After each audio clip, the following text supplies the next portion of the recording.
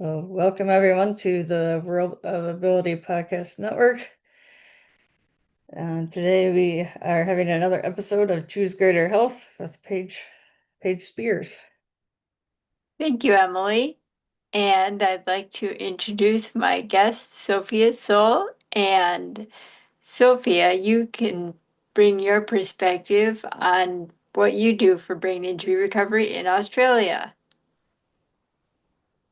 Well, thank you, Paige, for having me on your show. It's really, really interesting, and it's an honour. It really is truly an honour. For me, like for choosing greater health, I really go down the path of natural as possible because I really believe that our bodies are our greatest doctor. If we can tune into our bodies will tell us what they need. And that is for all dis-ease, when our body is out of alignment, we have a dis-ease in us, or also any injuries on all different types. And again, for some injuries, they're more challenging than others. But for me, it is natural. Now, I use sound as my medicine. I grew up with a genetic condition and I've had over 30 operations and had a life, the beginning of my life, up until my early 20s was heavy duty pharmaceuticals, probably even more, probably even in my 30s. Heavy duty pharmaceuticals for all different things, for pain relief and for the operations and the anesthetics and the antibiotics and everything else, until my body just literally yelled at me and said, enough, it can't take any more. Because what was happening.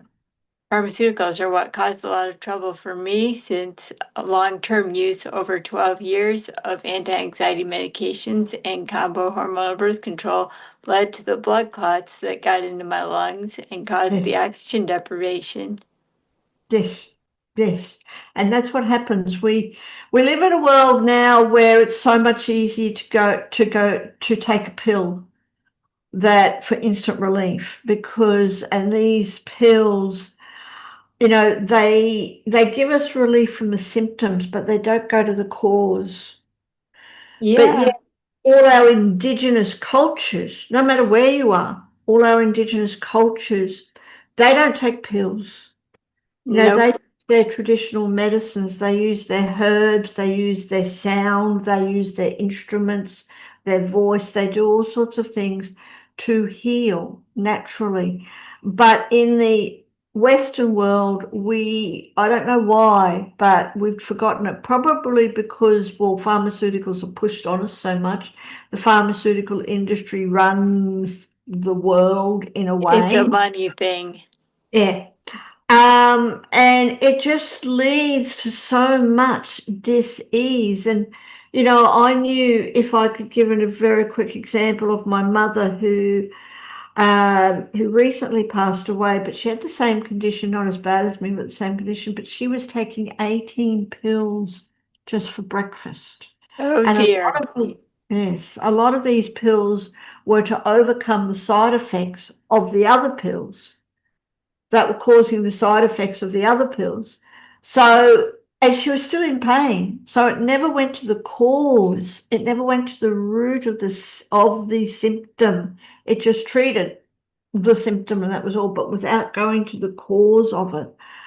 Where for me, our natural, universal given, nature's medicines, sound, breath, all the natural plants that nature gives us will heal the body, help heal the body, because it brings it back into alignment and balance and everything.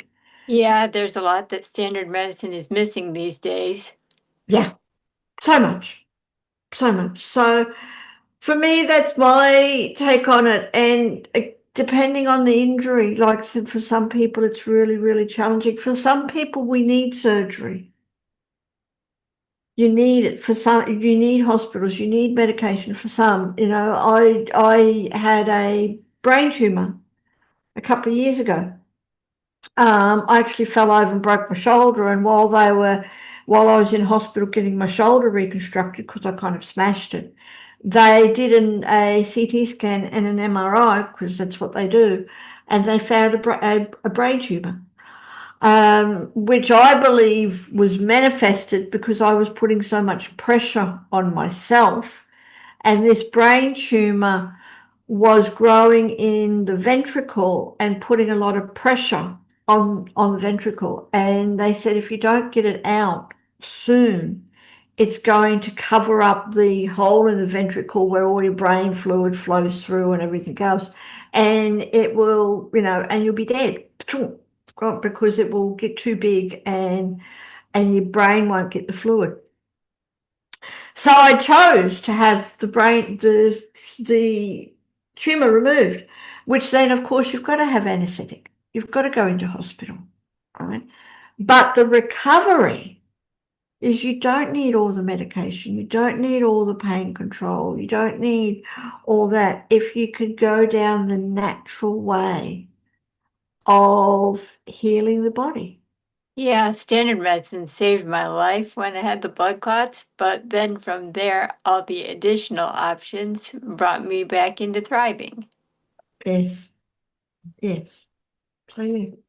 So that's my take on natural health. It's there. The world gives us so much. The universe, the earth, the planet gives us so much. Even just going out and I really believe it. I experience it. There's a lot of talk about grounding. I experience the effects of grounding. Just going out and putting my hand on a tree and tuning into that energy of the tree is very, very healing. Absolutely. Yeah. As is therapeutic horseback riding for me. And I've ridden a horse most recently this autumn, who I've ridden her before, and this time I got to canter on her in the end of season show. Yes. Yeah, horses are very healing. I grew up on horses as well.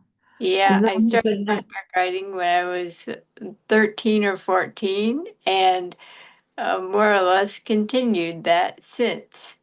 yes, yeah, Yeah, it's I good. even started out college as an equestrian major, and then when that was getting a bit too challenging for me, when the anxiety kicked in, I transferred schools and changed my major to dance, which I had really primarily focused on since I was 5 up until that point. Until I was 14. And so I've always done either dance or horseback riding, and both of which have been very good for me, although it's been easier for me to get back to horseback riding since the injury. Yes, yeah. And it's good to know. It's really good to know because animals, whether it's horses or dogs or cats, or basically any animal, they're very therapeutic. And again, they know what we need. They know they can tune in to humans, especially when we allow them. There's evidence of dogs picking up cancers in body in your body. I know Yeah, people who have horses for therapeutic riding and they help their clients overcome traumatic experiences through connecting with horses because the horses are all about trust and help yeah. learn to trust again and and they're kind. They know they can feel our energy. The horses have been my favorite therapists.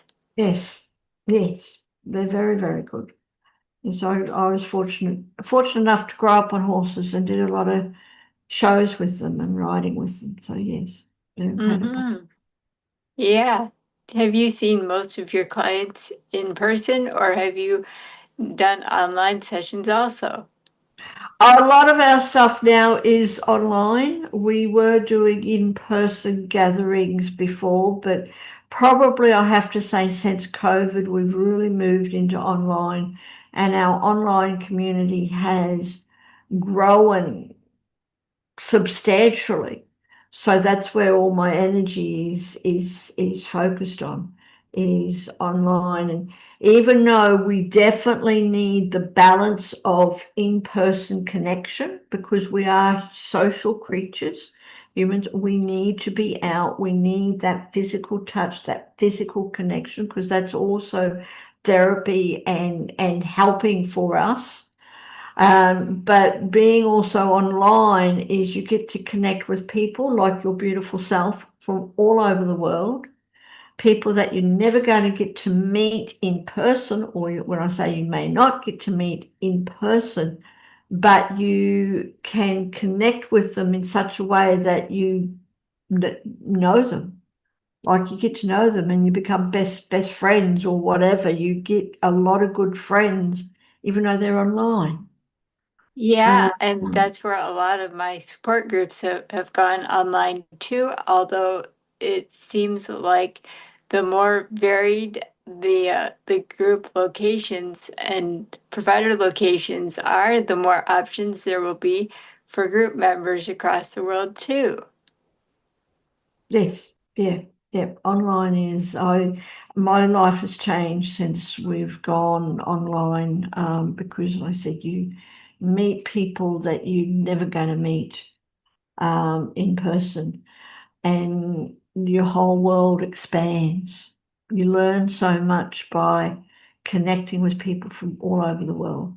Yeah, and I've learned things like I attended an online summit about brain health, and one of the topics was functional neurology. And so I took that and did a search for functional neurologists near me and found one about an hour away. Mm, mm, exactly. And that's the thing. And then you can go see them in person, but Yeah, without information being online first, you wouldn't have known. yeah. Yeah.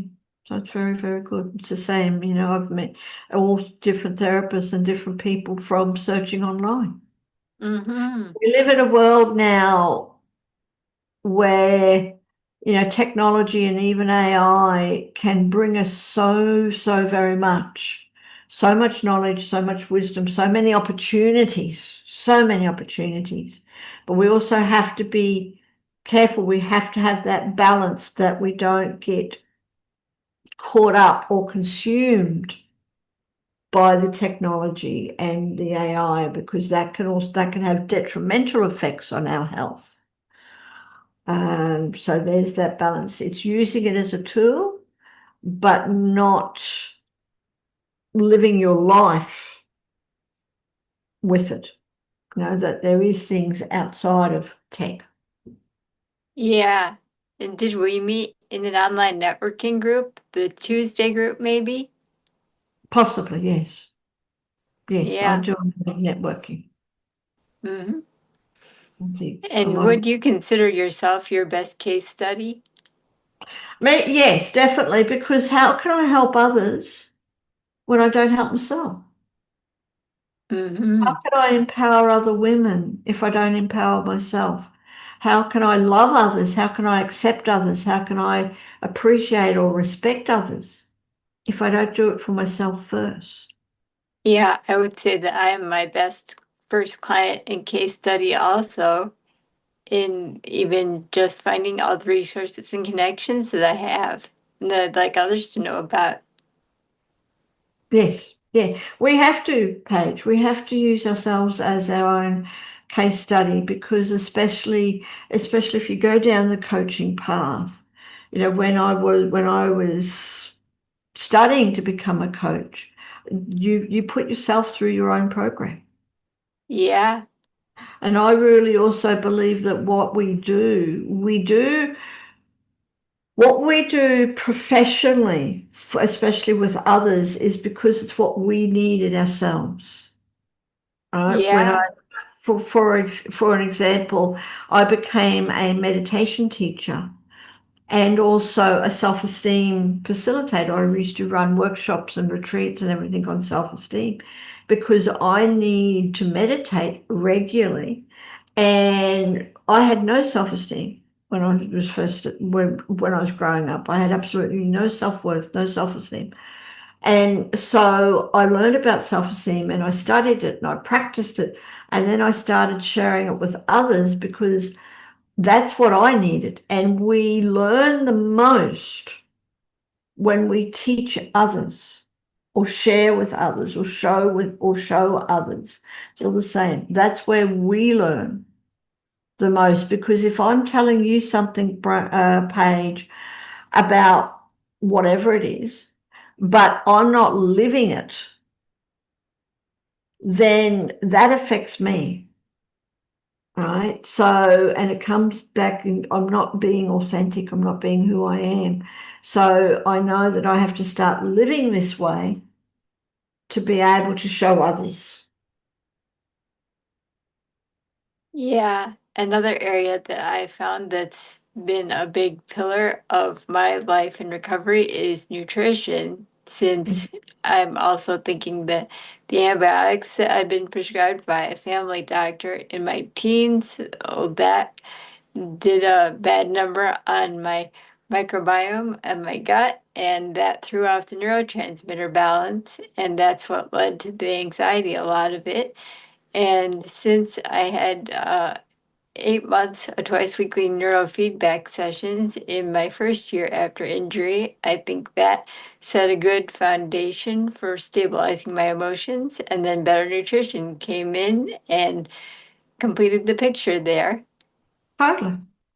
Totally agree with you. We have to look after our bodies, especially with nutrition. I still find it really hard to believe that there's a lot of people in our world that don't recognize that their health issues is related to what they're feeding their bodies, or their energy issues, or their whatever issues they have with physical, is related to the fact that they're not giving their body nutrition. You know, our bodies are exactly the same as cars. They will not keep running if we feed it junk, right? It just won't happen. We will get sick. We will get whatever it is because we're not giving it the best fuel. Even in today's world, and I know with the cost of living all over the world, I don't know if it matters wherever you live, but all over the world, everything, the prices of everything is rising. But even in that, you can still do whatever you can to give your body the best that you can. And it's going to reciprocate. You know, if we wanted to do something, if we want our body to perform the best, we need to feed it the best that we can. I even do the small, simple thing of using a microgreen kit that I get by subscription from a company called Hamama, and it's a Yeah. seed quilt. And I've chosen three that I get every month: broccoli, kale, and salad mix. Yes. Yes. It's all good for you. So congratulations. And it sounds that you're living your life the best that you can. Yeah, and I also recently attended the American Congress of Rehabilitation Medicine conference in Chicago, along with the facilitator of an online support group called Seminole Spirit, and we just had one of our online meetings today, in fact. And I made some connections, and I've shared what I'm up to there, and that my business that I've since started is about really bridging the gaps in the care continuum for brain injury survivors and their caregivers. Like, where can they go when they're done with inpatient and standard outpatient therapy? Yes, we live in a challenging world today, especially, a lot of people who do go to hospitals for injuries. So they're longish term patients. They're not in there for an operation or something, but for actual injuries, and they have to recover and they have to rehabilitate. Again, I don't know if wherever you are in the world, some places would have very good facilities, but others, they're kind of left on their own. And it is a challenging world. Yeah, and that's where providers like you come in with your additional knowledge.